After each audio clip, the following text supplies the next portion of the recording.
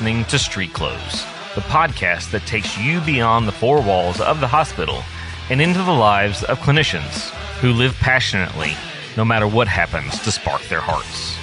Each week, we dive into the hobbies and side hustles that refuel the clinical spirit, recharge the mind, and remind us all that there's a big, beautiful world out there to keep exploring.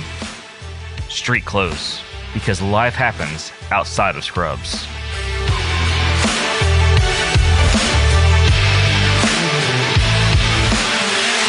Welcome back to StreetClothes, where we explore what healthcare professionals do when they hang up their scrubs.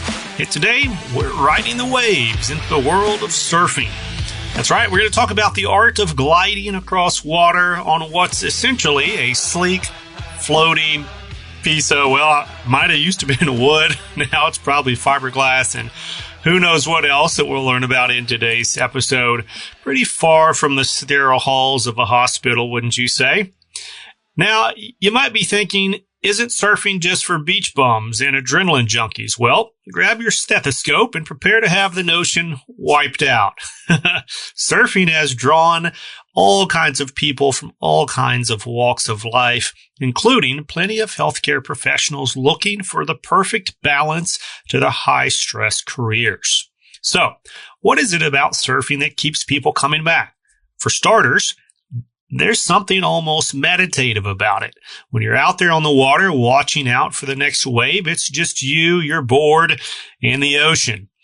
All those patient charts, beeping monitors, and hospital politics, they wash away with each passing wave. It's the ultimate mental reset button. But don't be fooled. Surfing isn't just about chilling out. It's also about an incredible full-body workout.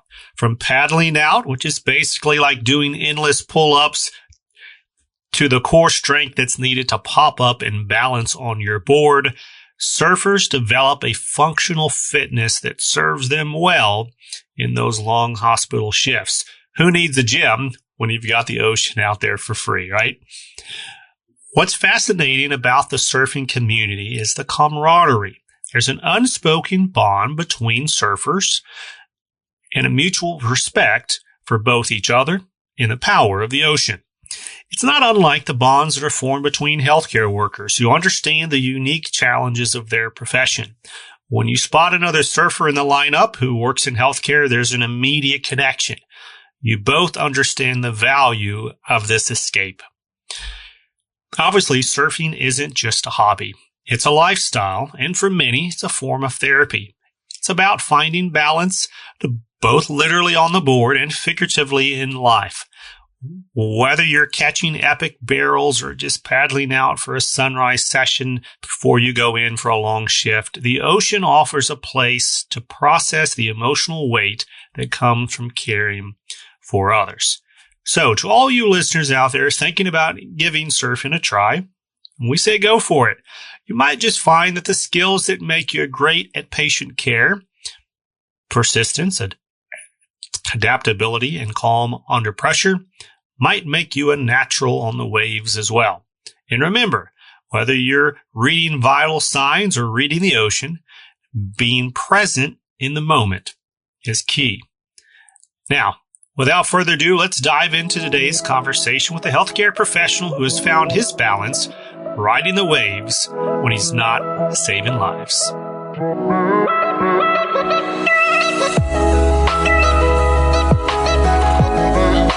Because we both have extensive knowledge in the world of surfing. I've watched Moana like 12 times there you go. In the last week. So, you know. So for surfboards, just to kind of orient me here, how big is the average surfboard, and how do you figure out what size surfboard to use? Is it like a height thing? Is it a weight thing? Is it a preference thing? So surfboards come in all shapes and sizes, kind of like bicycles. And people. Yeah, for sure. And so when you're getting started in surfing, you get a nice, big, enormous, floaty board. And that way, you don't have to expend a lot of energy just to float. And it's like a beach cruiser bicycle versus like a BMX bicycle. This thing just floats along, and then the wave comes and picks you up and you go.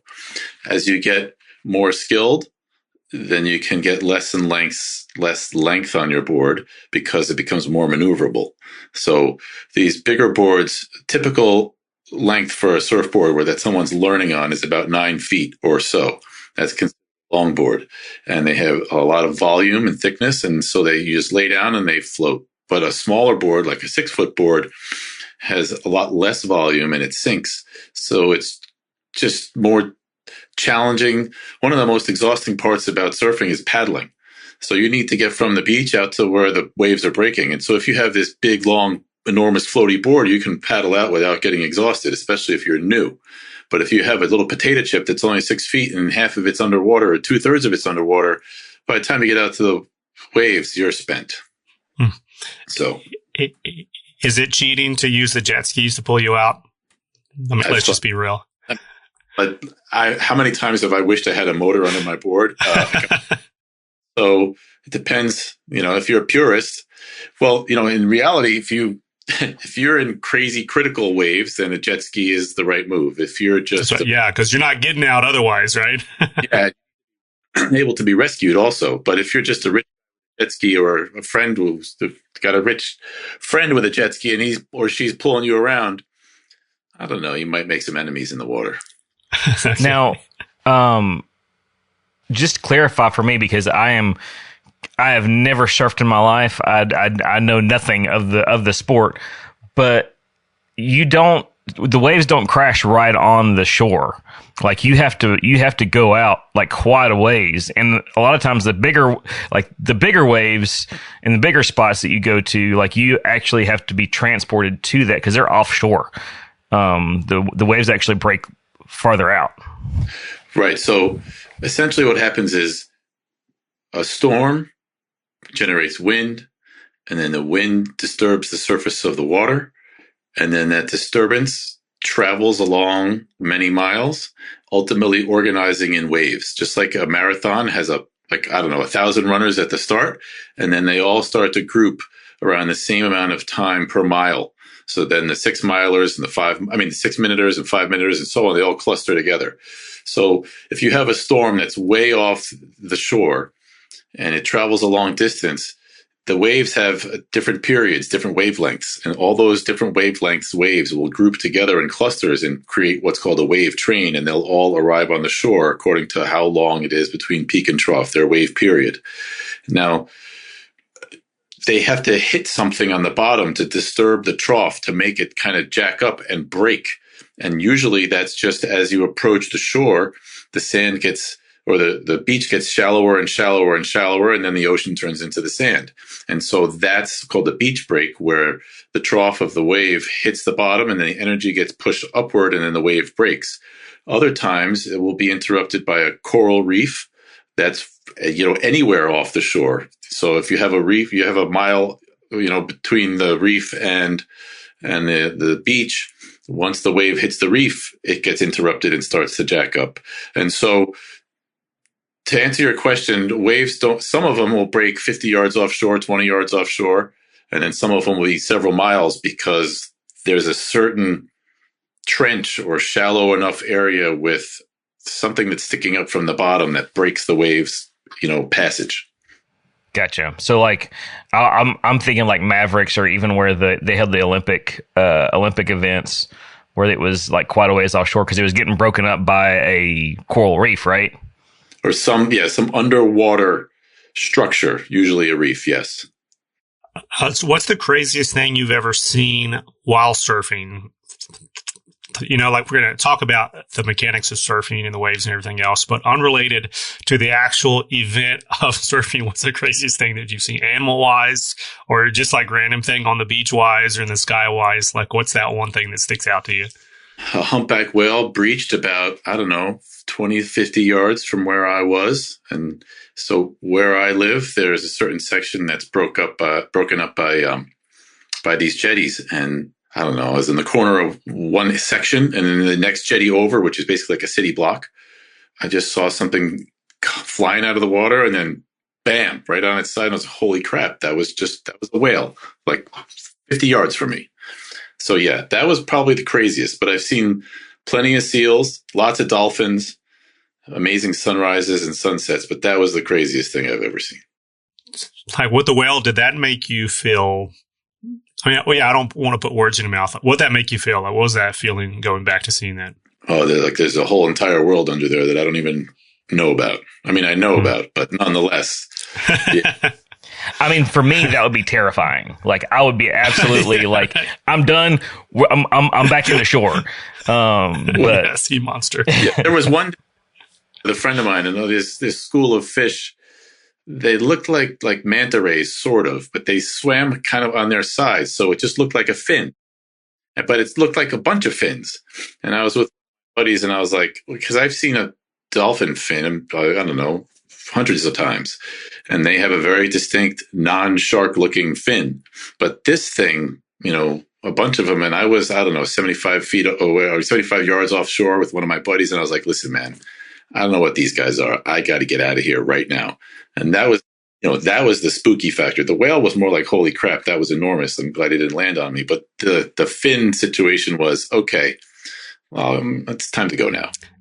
Is that so? You mentioned your buddy. That was one of the things that I wanted to ask you about on this. Is surfing primarily a solo sport or hobby, or is this something that you can actually do with your friends or your buddies, and it kind of feels like you're doing it together, as opposed to just doing it at the same time, but not necessarily like there's no relationship involved? It depends. You need to be prepared for both, because the wave, the lineups, this is what's the term that's, the places where you catch the waves, they tend to be pretty crowded because there's limited resources and there's lots of people who surf. So if you're not ready to surf with some buddies or at least some acquaintances, then you're going to be disappointed. But to answer your question, yes, I've had some of my closest friends are people that I've surfed with. And even though it's not like we're riding a bicycle built for two, we're out there sharing the same experience. And it's one of those 1 + 1 = 3 moments where even if I didn't catch that particular wave, there's a joy in watching your good friend catch that particular wave that somehow you internalize that and you kind of were along for the ride anyway. I mean, I guess there's other experiences like this too, where you see that, but then the ride home or the walk back to the car is where that relationship connection happens. He's like, dude, I saw that thing 20 minutes ago that you caught, or I saw that crazy wipeout that you did, right? And so like, that's where the connection happens, maybe beyond the event, but there's something different from you seeing it happen or, being there to see the elements, then coming home and he calls you on the phone and he's like, dude, you're not going to believe what just happened. Well, there's a lot of times surfing is like 99% floating around and 1% actually catching the wave. And so a lot of times you just sit next to your friend and you'll say, hey, do you want to go on this one or should I go to the right and you go to the left? So you can kind of see it as it unfolds. And then sometimes, I'll get out of the water before someone and then 2 hours later, he'll send me a photo or a video of it that says, hey, here you go. And you look at it like, yeah, that was a nice wave. Thank you for sending me that.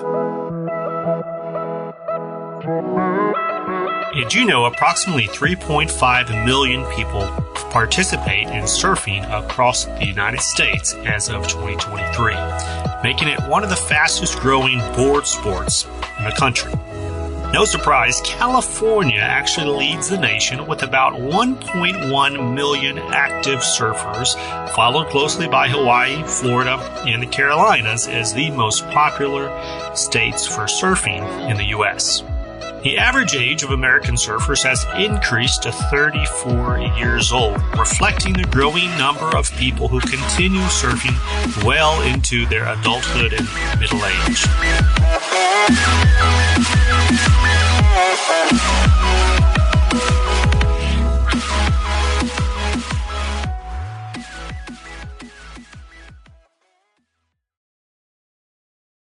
All right. So today we're talking to Eric Price on the topic of surfing. Eric, we want to welcome you to the StreetClothes podcast today to open up.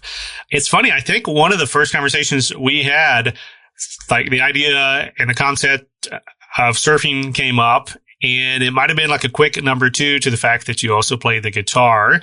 And, we're recording this episode after episode 2 has come out of the StreetClothes series, where we talked to Kevin Brown about playing the guitar as well. But yeah, we're really excited to have you on the show today to share your passion and experience on the topic of surfing with us. Well, Hank and Aaron, it is a pleasure. I'm happy to discuss one of my all-time favorite topics. So fire away. So let's start. We all kind of have a concept of what surfing is, and that may not be true to the reality. I'm trying to think. Like, there's plenty of cartoons. I mentioned Moana. It's got some water involved. There's not a lot of surfing involved with that, right? But that's kind of the Hawaiian culture water thing going. But yeah, there's kind of this, you've never been on a board perception of what surfing is. And then there's, you actually live it and you love it. Could you connect the dots maybe between those two groups of people and explain to us baseline, entry level, how you would explain what surfing really is and what it means? Well, I think it means a lot of different things to different people. But at the core, it's one of those things where you think about it all the time. You're always watching the surf forecast. You're always communicating with your friends about, hey, are you available Tuesday or whatever it might be? And then you get super excited if something's coming, or super disappointed if you missed it. And then when you're involved in it, you can kind of put aside all the things that might be on your mind from work or life or the rat race. And then you just go out there and you connect with whatever it is you went to connect with, if you're lucky. You get out of the water and feel like a little aqua therapy. So that's, for me at least, that's what it's all about. So you mentioned the surf, you could call it surf forecast. Is that like on the Weather Channel, like a part of it that I've just never seen before? Or like, I don't necessarily live by the coast, so maybe they just don't give surf forecasts in College Station, Texas. But yeah, what is that? Well, surf forecasting has become a real science. A website called Surfline, and many that have evolved around the whole science of watching wind, weather. And the origin story of Surfline is kind of incredible. The person who started it used to sit on his roof in California and watch the waves come in, and then do some math and look at the forecast or the weather that happened, in Africa or whatever, and then say, hey, this is where these swells are coming from. And then he started to realize how you can predict when the waves would come. And it started as a phone call, Surfline. You'd call in and you'd get your surf forecast for the local Southern California breaks. And then all of a sudden it became, he was the guy who started to figure out how to predict the waves. And many other people figured out what he was doing. And long story short, as they say, there is an entire science and industry surrounding the forecasting of waves. That's a byproduct of forecasting the weather because it's tied together. So I'll go on a website. One of my favorites is called Surf Captain, and I just boom, go on, look at my local break, and I see if it's going to be good in the morning or bad in the afternoon or whatever this scenario is. And you can forecast once you've started to figure out what the variables are, because there's a lot of moving parts. You can forecast for yourself and decide whether you think that they're lying or they're accurate. But as a beginner, yes, you can just go on, get your forecast, and decide if you're going to. In the early days of the Surfline, do you think there's any drugs involved on that rooftop out in Southern California? Pretty decent check. Maybe. So you mentioned a little bit, we'll probably get into some of this a little bit more, but you mentioned your buddies. Is surfing, so, getting into something like this, getting bitten by the bug, like, do you bring your friends with you? Like people who just maybe like you knew through work or through other hobbies, and you're like, hey, let's all go figure out how to surf together? Is this one of the things that you kind of decide, I want to do this, and then you go out there to where the waves are, which means that's where the other surfers are, and then that's how you begin to build that network of other buddies that also surf, friends, that also surf? So does it happen either way? Like, what was your kind of story? Like, did you bring your friends with you? Did you make friends out there? More of the second one. Okay. After a while, you start to see the same faces over and over. And then if you're lucky, you're considered what's called a regular, or a local is really the proper term. And then if you're a local, there is some strange hierarchy that I don't think I'm anywhere near the top of. But nonetheless, I've gotten the place where I surf regularly. People recognize me, which is a nice feeling, because then you're comfortable, especially if you've unintentionally gotten in someone's way. They're a lot more likely to forgive you than if you are just some random person who showed up and then ruined their perfect wave. But a lot of the friendships that I've gotten have just been striking up a conversation with someone who I've seen a whole bunch of times and said, "Hey man, that was a nice wave." And then next thing you know, you exchange numbers in the, when you're getting out of the water, and you're like, if you want to go next time, text me, because it's always better to have someone you're going with. So you have the buddy system, and it's also more fun sharing waves. But a lot of my good friends have come just from being a little outgoing in the water. Where everybody knows your name. Yeah, that's it. The floating tavern out there off the coast. Yeah. So where do you surf at? Like, where's your primary location? So I live on Long Island in New York. So my primary break is an old Coast Guard station that used to be a Coast Guard station off of Gilgo Beach. I didn't know that they had surfing up in New York and on that East Coast, like northern East Coast area.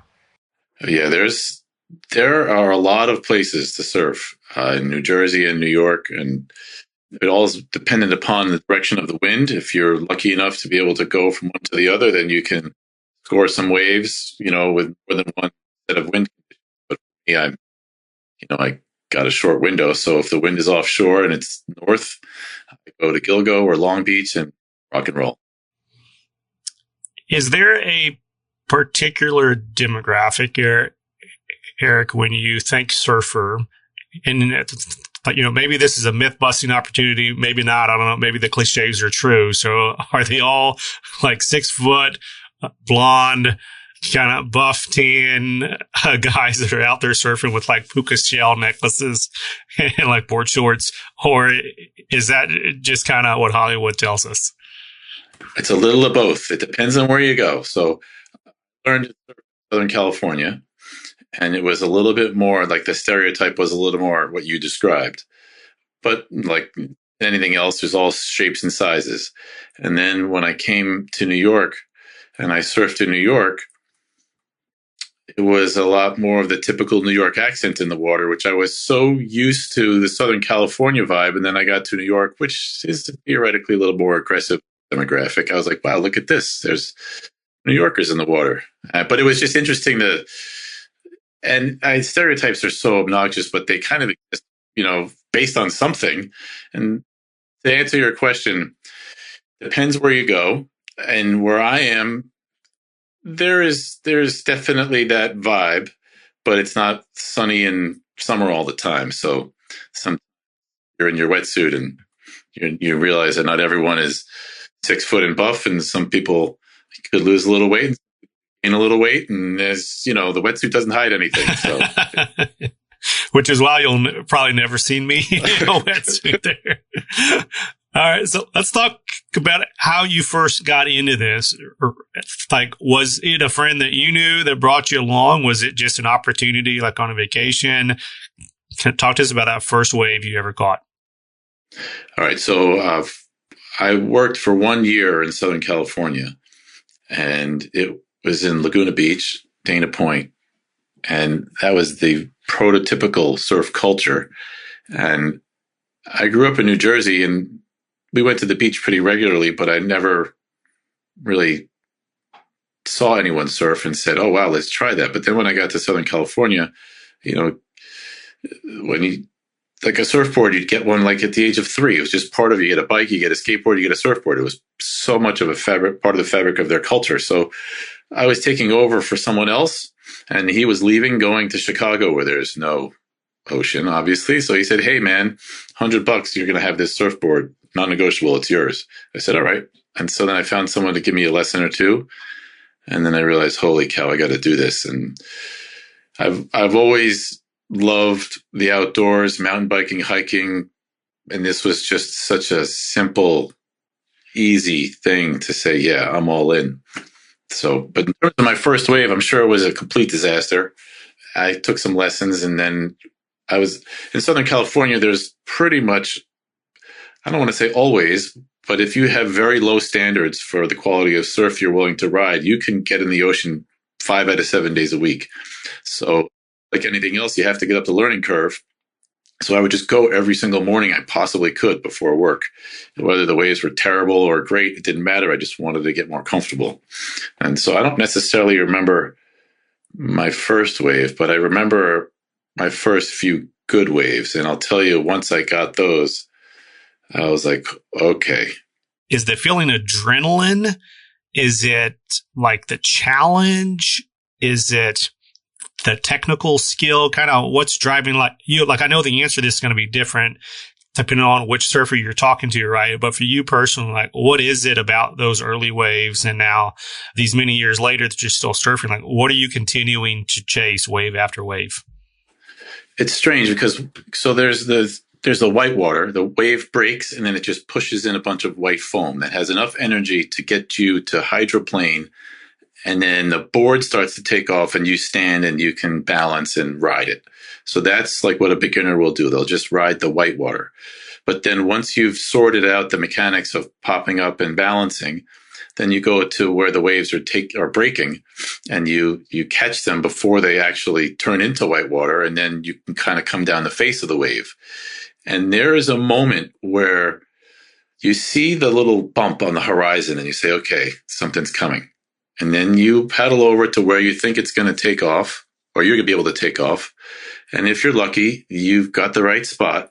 And then you paddle to try and match the speed of the breaking wave. And then once you've done that and you start to hydroplane and glide, there is something magical. It's like the hand of God picks you up and just delivers you down the face of the wave. And you just pop up and glide. And it's like if I could plug my finger into the energy of the cosmos, you'd be mainlining it. And you're like, time stops. And there's not a lot of other ways to get that feeling that are healthy. And so that is a massively addictive feeling that I don't think I'll ever stop chasing. But that's the reason that I keep going for it. Yeah, there's a philosopher out not too far from you at Boston College named Peter Kreeft, who has talked a little bit about the philosophy of the ocean and the power of the ocean. And that's kind of how he described it, right? Like, how can this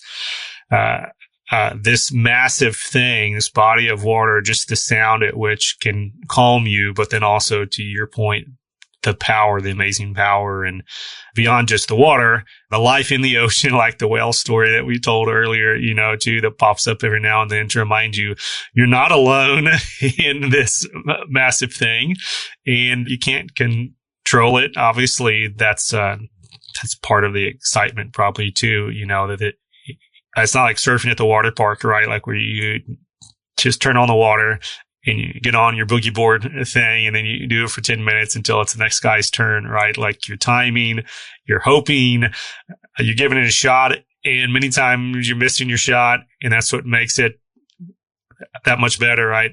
When you get it the next time.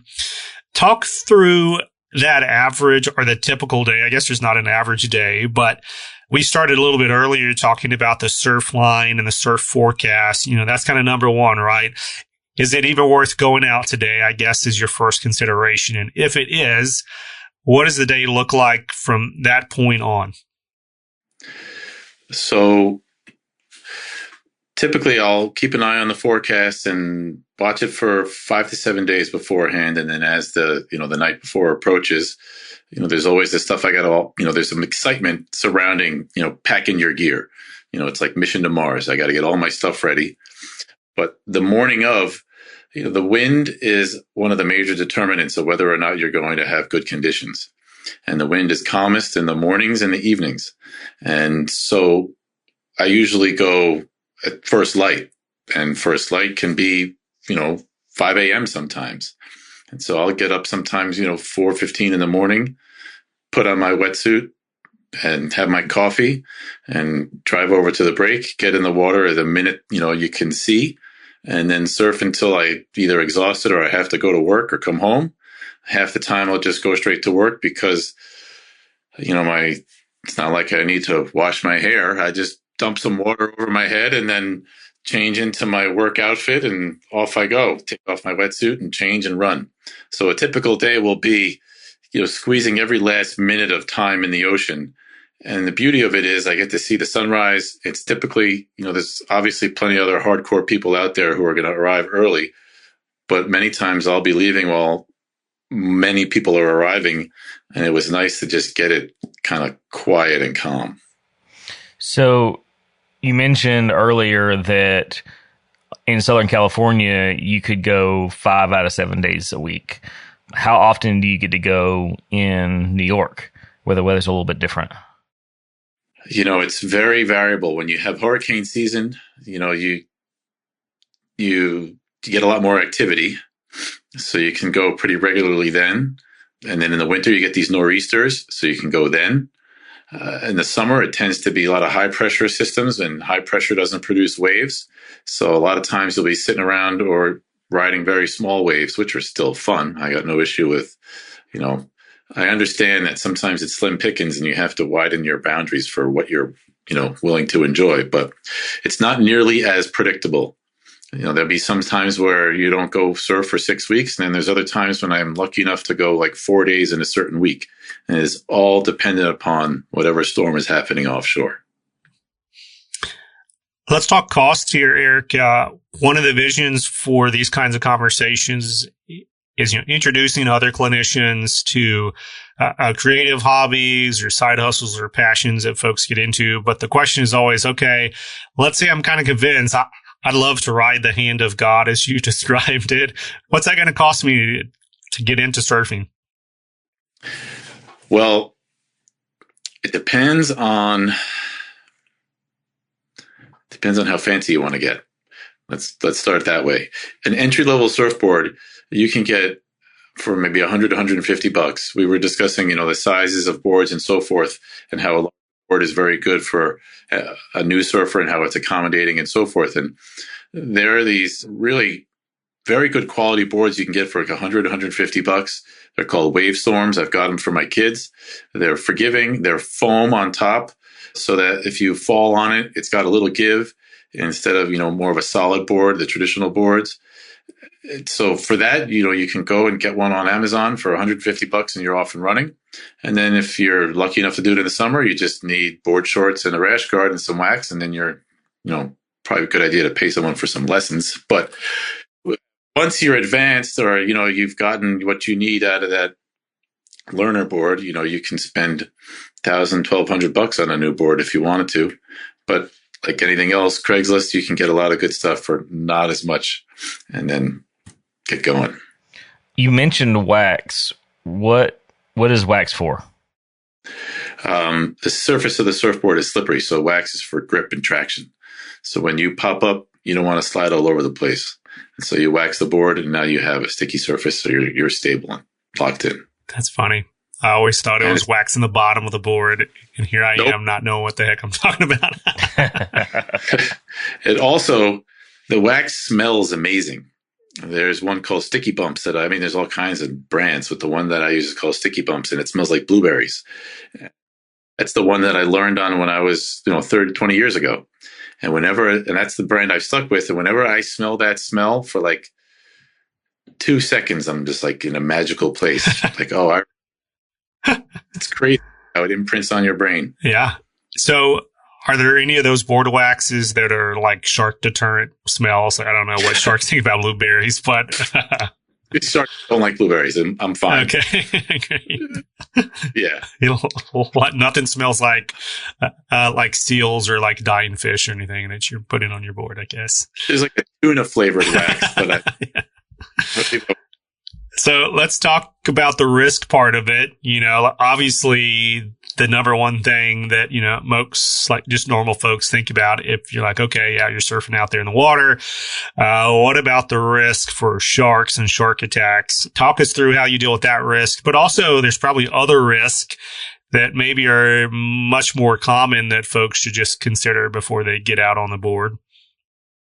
Well, the shark, you know, the shark risk is always in the back of your head simply because you're in someone else's neighborhood, and they're the ocean patrol, and they're the likelihood of you meeting up with one is incredibly low, but it's never zero. So it's kind of in the back of your head. And where I live in New York, the water's gotten cleaner and a little bit warmer. So there's been more shark sightings, in the last decade than there were in the previous decades. And they, of course, make the news. And so you get a little nervous and then you decide what you're going to do. I happen to wear this little fancy gizmo on my ankle that's a magnet that's supposed to deter the sonar center in the shark's brain, because that's how they apparently they'll track you, and a magnet will interrupt it. So that makes me at least feel better that I'm doing something. But the most common risk is injury from another surfer or your board, because once that thing goes over the falls, it becomes like a weapon. And there was one morning, it was beautiful, perfect conditions, reasonable size waves, perfect wind. I went and I got a few waves, and then I just took off on the wrong wave. And next thing you know, I'm kind of tumbling over the falls, and my board is tumbling over the falls at the same time. And I feel something hit me in the head, and I pop up and I'm like, all right, I got hit in the head. But then I put my hand on my head and it was full of blood. And I was like, this is bad. And I cared less about the bleeding than the fact that the waves were so perfect, and I had to get out. But I went to work and, I found some medical care, and that was that. But the most dangerous thing in the water is probably your board or someone else's board crashing in. Is that the primary injury, or the risk for injury would be trauma to the head, or even getting knocked out, I guess, and then some kind of drowning risk as well? Yeah, that's definitely, there's been stories about that I've heard, these tragic events where I was lucky it hit me in the head and I got some stitches. If it hit me in the head harder and I got knocked out, then that's a whole different game. And I'm sadly aware of those things having happened. Well, let's flip into some better memories here. Maybe your favorite memory of surfing that you can share with us today. Well, so I have 4 children, and any time that I've been in the water with them, it's been magical. My daughter is almost 20, and I remember when she was maybe, 5 or 7, or I would put her on a foam board and I'd kind of give her a push, and then I'd pray that she got to the sand okay. And then there was a time when we were in Hawaii for a family trip, and I was with my 16-year-old, and he and I, it was just the two of us that time. And I went and caught a wave, and it was fun. And I got, I finished the wave and I paddled back out, and I was like, all right, I'm going to go back and get some more. And then I see someone coming down the line, and I was like, oh, got to get out of the way of this person. I look up and it's my son. I was like, it's incredible. It's just unbelievable. There was another time on that same trip when I was with 2 of my sons. It was getting dark, and I was like, we got to get out of here. We're like a quarter mile from the sand. We got a 20-minute paddle, and it's getting dark, and sharks like dark. So we got to get out of here. And so my older son says, no, I got to get another wave. I'm not leaving. Oh, well, we have to go. And then all of a sudden, like Poseidon himself just delivered a perfect wave. And my 2 boys just grabbed. The younger one screams out, party wave, which means everyone's going, which is kind of like the opposite etiquette. You're supposed to have like wave, but he's like party wave, and they go. And I was like, holy crap, there we go. And then, I don't know, the times that I've been in the water with my kids and my 10-year-old, we went to Costa Rica, and he caught his first few waves, and he was like, when are we going again? That's great. So all your kids surf? Well, not necessarily. They've all tried it. Okay. Yeah. But their schedules are very busy. So it's hard to get it all to line up well. But when it does, it's magic. So, talking about memories, what is the best wave that you've ever caught, and where was it? Oof. I don't know. there was one time when I went out. So hurricanes produce real hardcore waves that sometimes you should just skip because they're too big. You don't go in during the hurricane. You go in when the passes and the wind and the water have all become organized. There was one time kind of first learning how to surf, and I was back in New York, and there was some large hurricane swell, and I was struggling to get out past the whitewater because there's so much waves coming in, and you just get, every time you get pushed back closer and closer and closer to shore. And I finally made it out beyond the whitewater, and some enormous beast showed up, and I paddled and I went, and it just was like a freight train. And I was like, holy cow, this was just so much power and so much energy. And I made it. And then I was like, I got to do that again. Tried to get another one. And I must have done something wrong on the takeoff. And I just skipped like a stone across the surface, just bounced. And I was like, I think it's time to get out. But that first wave, you can replay them in your head over and over, even if it was 20 years ago. I just remember there was a certain situation where I got to the bottom, and then I glide back up to the top, and then I get back to the bottom, and I get back to the top, and then I turn back, and then I see my friend waving to me, and he's like hooting. I can't believe I'm doing this. So, Eric, we ask every guest this about their hobby or their side hustle. If surfing could pay the bills, is this something that you would quit your day job and do full time?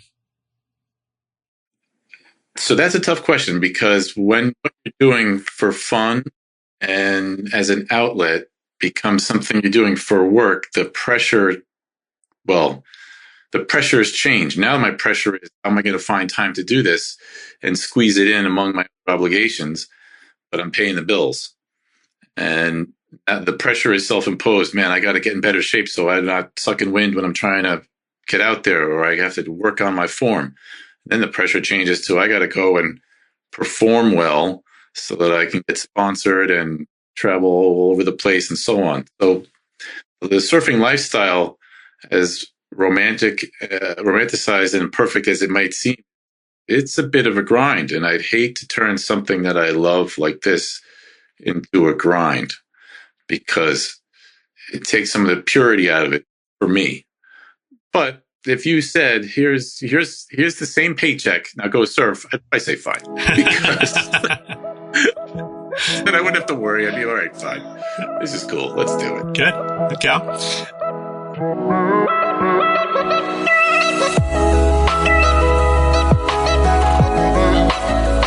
Believe it or not, nearly 40% of active American surfers have a college degree or higher education, challenging that old stereotype of surfers as uneducated beach bums. The average American surfer spends about 108 hours per year in the water, which translates to roughly 2 hours per session once a week. Believe it or not, the Great Lakes region of the U.S. has seen a 29% increase in freshwater surfing participation in just the last 5 years, with Lake Michigan being the most popular for surfing.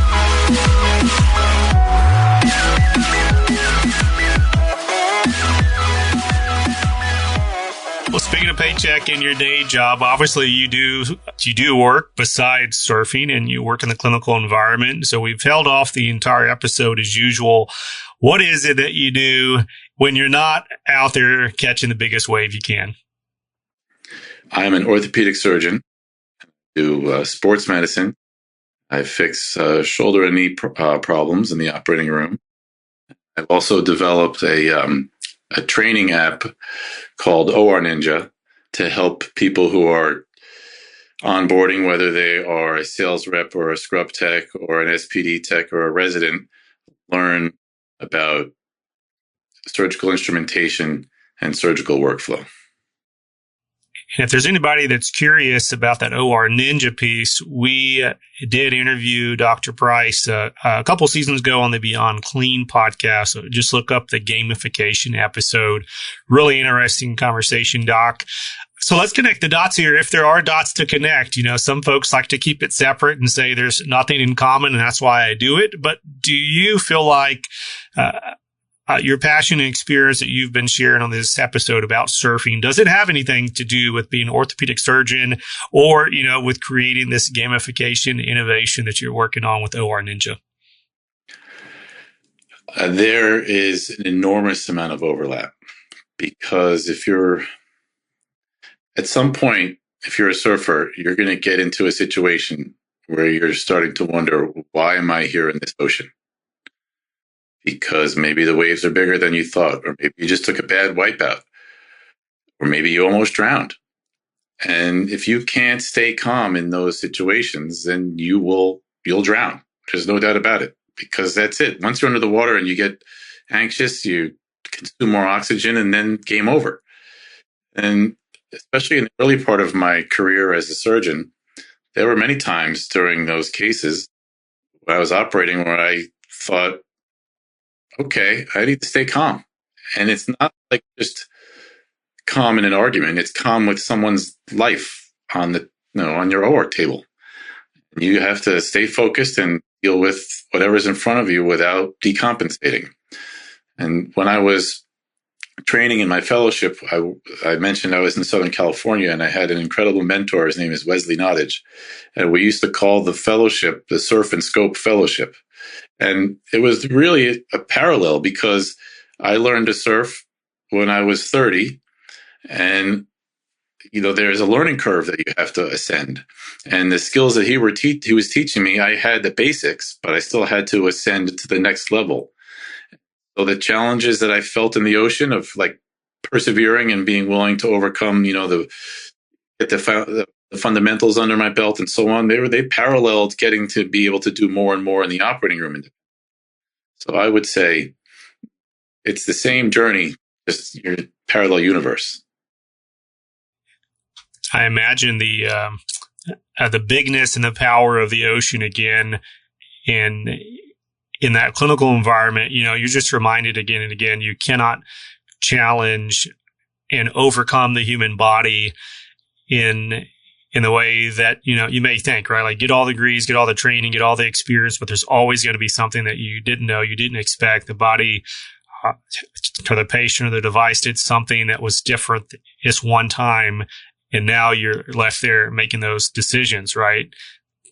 The same way that you're making the decision as this new wave comes with a different speed, different cause, hurricane, force winds, whatever it is. And now you're left trying to hop up and stay on. And I think that's a great parallel that you share there, Doc. I'm guessing that there's probably going to be other surfers out there in healthcare that are tuning into this episode that may have some questions, or they may even have a good next location for you to go to, Doc. Or there may be some folks that have been like, you know what? I am in Southern California or I'm somewhere in the Carolinas and I see the waves, I see the surfers, but I've never really pulled the trigger to get into it. What's the best way? How would you want folks to reach out to you if they have questions or comments about this episode? Well, there's three. You can call me or text me. So my phone number is 516-306-6061. You can email me, Dr. Price at orninja.com, DRPRICE at orninja.com. And you can find me on LinkedIn. I'm always happy to make new friends on LinkedIn as well. All right. Well, Dr. Price, really appreciate your time. It's been a long time coming. I knew the moment I met you when I found out you're a surfer, I was like, I'm going to have to get you on the StreetClothes podcast. But it's been a couple of months, and then we finally got schedules aligned and we're able to make it happen. But it's a great conversation today. Great story, great inspiration, for anybody out there that's looking to plug into some energy that's bigger than yourself. I think that was a big takeaway I had today. Well, Hank, it is always a pleasure to be in conversation with you and Aaron. I'm glad that you joined because you could probably have this podcast for 6 hours and I don't think I'd run out of stuff to talk about. So thank you for having me on.